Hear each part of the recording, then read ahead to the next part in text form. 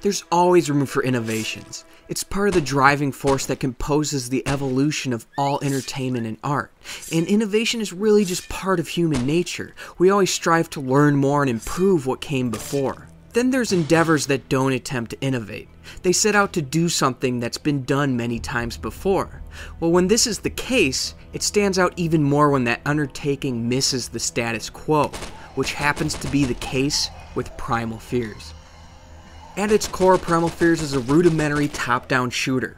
You point in a direction and you shoot at enemies. The most important part of a run-and-gun affair, believe it or not, is the running and the gunning. Unfortunately, Primal Fears fumbles those fundamental principles. So let's start with the gunning. First off, weapons feel like they're shooting rubber bullets. On the normal difficulty, I found myself pouring 3 clips into a pretty standard enemy. The health to bullet damage ratio is simply unbalanced. I had to lower the difficulty just to find the combat tolerable. The lack of weapon damage isn't the entirety of the problem. Even after weapon upgrades, your artillery still packs no punch. When I'm shooting an enemy point blank in the face with a shotgun or a chain gun, I expect them to get shredded into pieces, or at least be affected by Newtonian physics.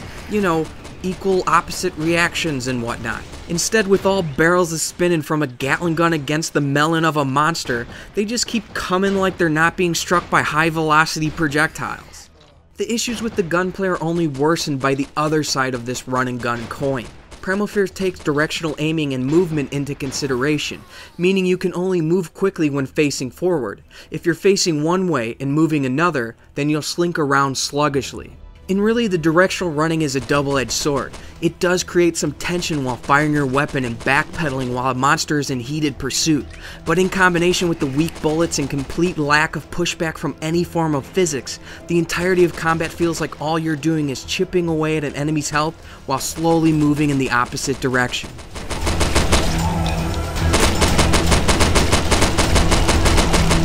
Primal Fears isn't all bad though.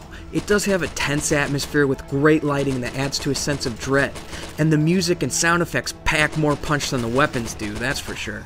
Although any sense of tension created by going at it alone is done away with as soon as you enter multiplayer, which doing so is quite smooth and painless.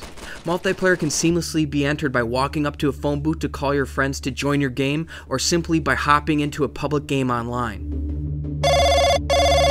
In the end, Primal Fears has a thick, eerie atmosphere complemented by seamless multiplayer integration, but it misfires on the gunplay and combat, which should be the highest quality aspects of a shooter.